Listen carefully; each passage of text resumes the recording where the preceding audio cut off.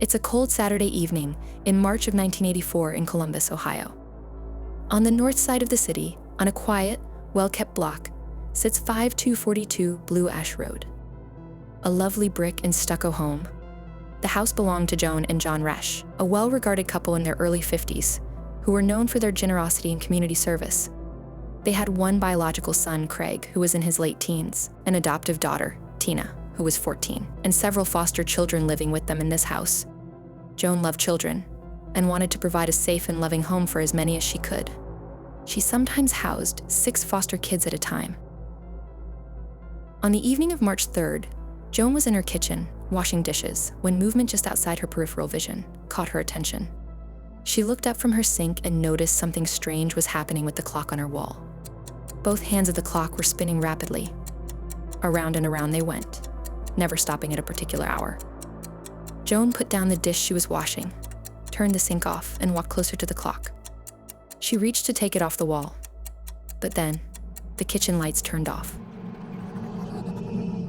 Joan was plunged into darkness. It only lasted for a few seconds, though, because the lights suddenly turned back on. The second time they flashed on and off, Joan rolled her eyes. Joan lived in a house full of children. Pranks and mischief were a part of everyday life for her. She walks back over to the sink to finish washing the dishes, demonstrating to whichever child is flipping the lights on and off that she is unaffected by their game. She continues her cleaning, but she is suddenly startled by the loud beep of the microwave turning on. A second after the microwave turns on, several things happen at once. The television in the living room turns on, the volume blaring. The garbage disposal starts to grind loudly. The washer and dryer in the laundry room both start to spin. Startled by the explosion of noise, Joan quickly moves to shut everything off. She runs into the living room to turn off the loud TV, but the remote doesn't work. She presses the power button on the TV, but again, the video and sound still play. It's when she unplugs the television that she feels a chill go down her spine. Because despite pulling the cord from the wall, the television is still on. Joan cannot figure out how to turn off the television. And even stranger, there are no children anywhere in the room that could be causing this to happen. Joan's husband, John Resch, comes home to find his wife in a frazzled state. She tells him about all the appliances and lights turning on and off, and suggests power surges are causing the strange activity. When John can't figure out what is going on either, he calls an electrician.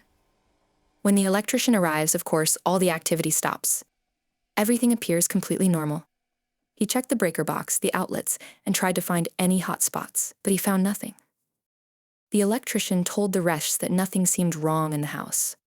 But as he stepped out through the front door, the lights began to switch on and off again. The electrician knew there were several children in the house, and like Joan, now he assumed someone was playing a prank. The electrician put pieces of tape on all the light switches in their eye line, and then the 3 of them waited. And waited. Nothing happened. It seemed as though the tape proved that one of the children were flicking the lights on and off. Just as the electrician was about to leave again, a lamp on the far side of the living room suddenly switched on. No one was near it. When the electrician walked over to the switch, the tape that he had eyes on moments ago was gone. The electrician couldn't explain what was happening. He left the confused couple, unable to help them. This wouldn't be the last strange activity to happen in Joan and John Resch's home. In fact, it would only get worse. And as the activity increased, the Reschs began to notice one constant. Their teenage daughter, Tina, was always in the house when the issues occurred. They began to suspect that Tina was causing the strange activity, but they didn't believe she was trying to pull a prank on them anymore. Instead, they believed that Tina was possessed by something supernatural, or rather, was supernatural herself. This is part 1 of the story of the Columbus Poltergeist, otherwise known as the story of Tina Resch. Hi, strangers. Today we have our first semi-supernatural episode of the podcast. Are you excited? If not, don't worry, because there is still a heavy dose of true crime in this episode. And with that, I want to make a quick disclaimer that while this episode will discuss the paranormal, the crime that is committed towards the end of this story is very real and, unfortunately, involves a child.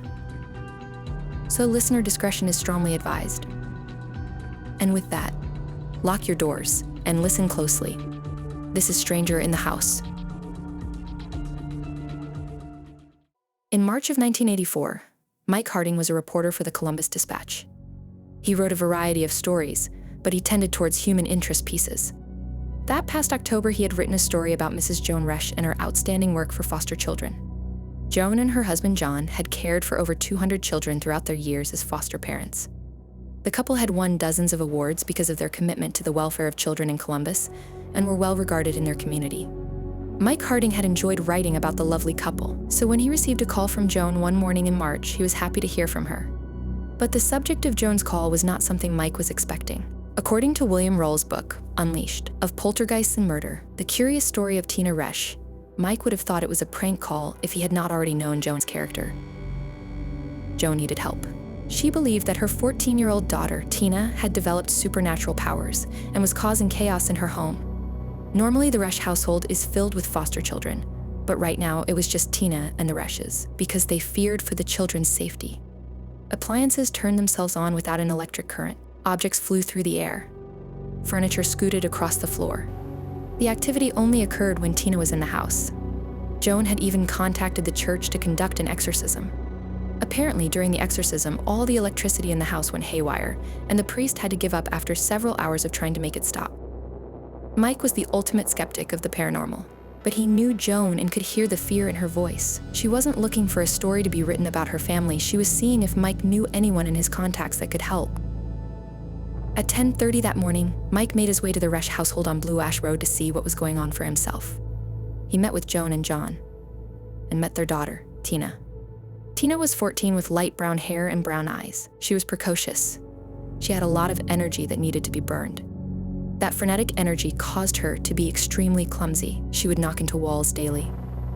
When Mike stepped inside the family home that morning, strange things started to happen right away. While he was standing by the front, talking with Joan, he saw a pile of paper shoot off from atop a table and onto the floor. Tina, nor anyone else, was anywhere near the table. And it was winter in Ohio. No windows were open for a breeze to come through. When he sat down in the living room to discuss what had happened, he sat directly across from Tina. Him on the main couch and she on a recliner. While they were talking, Mike said that a toy cradle that was sitting on the floor flipped in the air and landed perfectly upside down. Mike had brought the dispatch photographer, Fred Shannon, with him for this visit, and while Mike was talking to Tina, Fred was snapping photos of the teenager on the couch. Fred had been taking a photo at the exact same time the landline phone receiver flew off a side table and across the room. Fred's photo would show Tina sitting on the recliner and a phone floating above her. Mike had been looking at Tina in the recliner the whole time and couldn't explain how it could be her doing this. But it had to be her according to Joan and John Resch, because the activity only happened when Tina was in the house. When she was at school or church, none of this happened. But Joan and John Resch were strangely not surprised that this supernatural activity was connected to 14-year-old Tina, because Tina had always been a little different. Tina was born on October 23rd, 1969. She was abandoned by her birth parents when she was a few years old and was quickly adopted by Joan and John Resch. Despite growing up in a house with other children, Tina never seemed to be able to connect with her peers. She was easily excitable and often had outbursts that startled the people around her. She was clumsy, constantly knocking into walls and corners. According to the book Unleashed, Tina suffered from bouts of dizziness and had extreme temper tantrums when she was frustrated. It was like Tina was bubbling over with energy that she just couldn't release properly. Looking at the situation objectively, it seems as though Tina needed a lot of attention, but unfortunately, she lived in a very crowded house full of foster children who split her parents' attention. She was mercilessly bullied by her classmates and even some of her teachers because of her quirks. At one point, boys from her school pushed her into oncoming traffic. Tina was physically okay, but she told her parents and the school punished the boys, but the bullies got their revenge. After the incident, Tina was riding to school on the bus when one of the boys who pushed her yelled out to the bus driver. He said, "Tina is having a seizure." All the other children chimed in about the seizure, and the bus driver pulled over. The driver didn't see a seizure, but Tina was sent home to rest either way. Later at school, the children bragged that they had gotten rid of Tina for the day. Tina was a misunderstood kid, and Mike Harding wanted to tell the world her story. After his experience at the Resch home, Mike wrote a story that turned Tina's life upside down. The Columbus Dispatch published Mike's account of what was happening at the house, titled "Strange Happening, Unnerved Family." And just like that, the Resch home became a media zoo. Reporters, believers, and skeptics alike swarmed to the house to try and interview the family with the quote, "Poltergeist girl." Now for some context. Mike's article came out in March of 1984. The movie, Poltergeist, directed by Tobe Hooper, came out a little less than 2 years earlier. They're here. The movie was a cultural phenomenon and was the 8th highest grossing movie of 1982. The plot of the popular film had a lot of similarities to what was allegedly happening in the Resch home. A family is terrorized by unseen spirits that move their furniture, control their electronics, and even possess inanimate objects, like a very scary clown doll. Even more similar, the activity in the film is connected to the young daughter in the house. Tina's story quickly spread as the real-life poltergeist. Now, it should be said that Tina Resch, like almost everyone in America, had watched the film. Skeptics believed that she had seen the film and was copying what she saw to get attention from her parents. And while this is a valid theory, Mike Harding and the Resch family just couldn't believe that Tina would be able to pull off a large-scale hoax like this. After his experience, Mike called Duke University's famous psychology lab and asked to speak to someone who had expertise on objects that moved on their own. This request led Mike to William Roll. William was a psychologist and parapsychologist on the faculty of the psychology department of the University of West Georgia in Carrollton. And to my true crime lovers who don't normally dabble in paranormal stories, parapsychology is the study of alleged psychic phenomena, mind reading, telekinesis, that sort of thing. Obviously, this is considered a pseudoscience, but William Roll believed he could mix the scientific theory with the paranormal. He had written 3 books on the subject at this point, including 1972's The Poltergeist. Let's break down the term poltergeist. It's a German word that refers to a ghost or spirit that is responsible for physical disturbances in a home, such as loud noises and objects being moved or destroyed. Typical signs of a poltergeist would be movement or levitation of objects such as furniture and cutlery, or noises such as knocking on doors. Foul smells are also associated with poltergeist occurrences, as well as spontaneous fires and different electrical issues, like flickering lights. Through his research, William Roll believed that the phenomena of poltergeists were not caused by ghosts, but were a result of someone in the home developing spontaneous psychokinesis, the ability to move physical objects with their mind.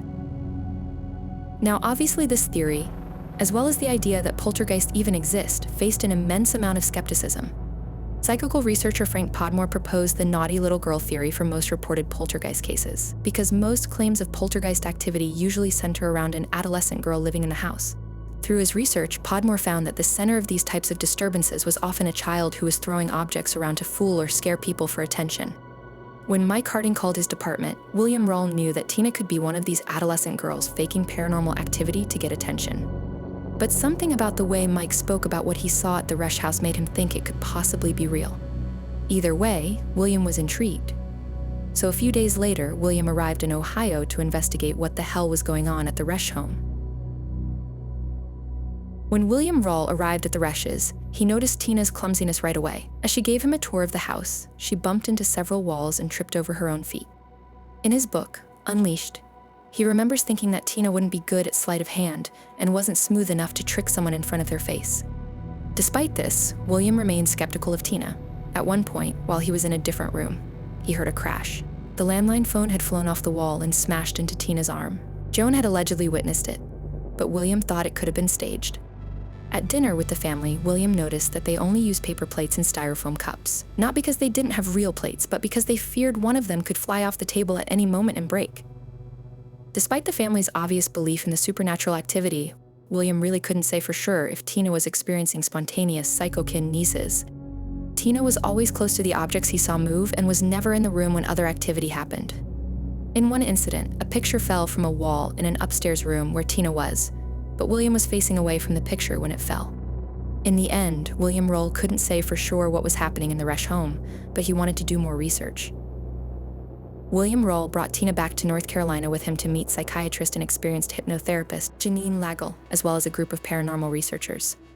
During her time in North Carolina, Tina underwent brain scans, saw therapists, and participated in a parapsychology conference. She grew close to Roll and Lagel, but in the end, the research had to be put on hold and Tina was sent back home to Ohio. But this wouldn't be the last time Tina and William's paths would cross, however, because 8 years later, William Roll would be back in Columbus, Ohio, attending the funeral of Tina Resch's alleged murder victim. With the research ending and skeptics calling out Mike Harding's article as fake, the fever for Tina's story died down. The stigma still followed Tina, however. Here is Tina talking about how she felt about the world knowing her story. Anybody who knows about this is gonna look at me like I'm crazy. And it's just another thing to be different. It doesn't end. Because I can't cover up my past and I can't hide it from anyone. So it's right out there in plain view. I feel vulnerable to it. When Tina returned to her home in Columbus, Ohio, she immediately wanted to leave. Joan and John had resented her for all the issues she had caused during the poltergeist activity and were able to take care of foster children while she was away. Tina felt as though she was no longer welcome there. So in 1986, Tina ran away from home at 16 years old. Once she was out of the house, she married an older man named James Bennett. Bennett allegedly physically abused Tina while she lived with him. She had left one unwelcoming home for another. According to Tina, James threatened her, beat her unconscious, burned her clothes to keep her from leaving, stalked and tracked her down when she tried to run away. She also alleged that he raped her. Tina was eventually able to escape James and live with her friend, but James continued to stalk her. At this point, Tina's mental health was completely deteriorating. She would forever be known as the Poltergeist girl, and now she was suffering from anxiety, depression, and PTSD. To make matters even more complicated for Tina, she soon realized she was pregnant with James Bennett's baby. On September 29th, 1988, Tina gave birth to a beautiful baby girl named Amber Gail Bennett. Tina was desperate to give Amber the childhood she never had. She gave all of her attention to Amber, never making her feel unwanted or a burden. Unfortunately for Tina, her ex-husband James continued to stalk, threaten, and harass her.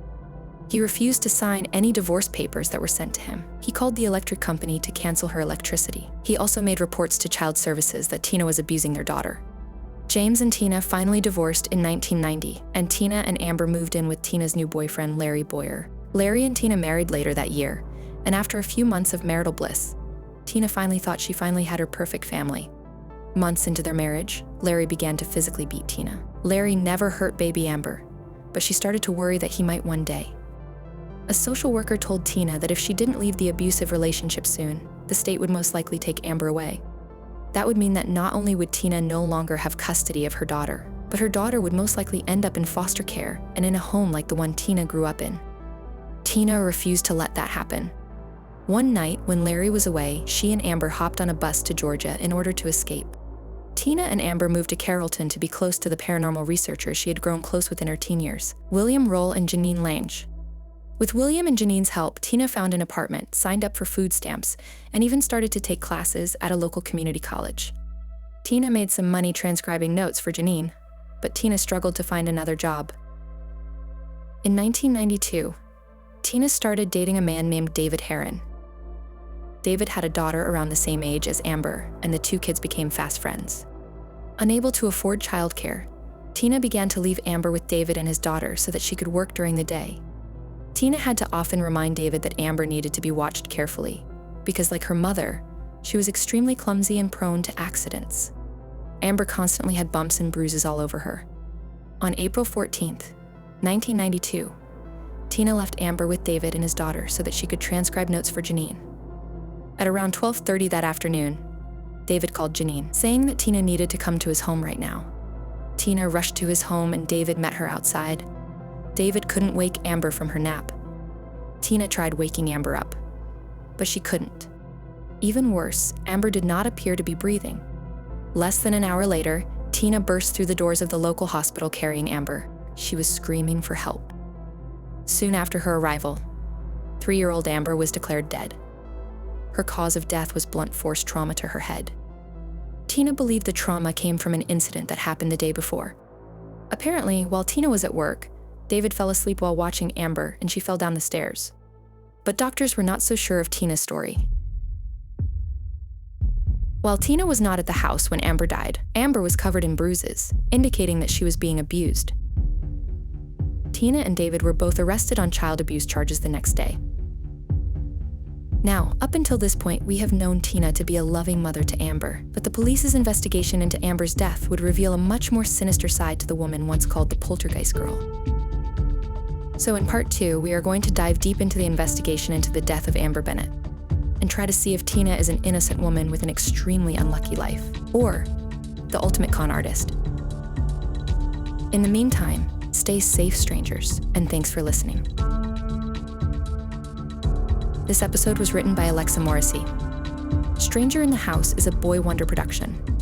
All our sources will be linked in the show notes.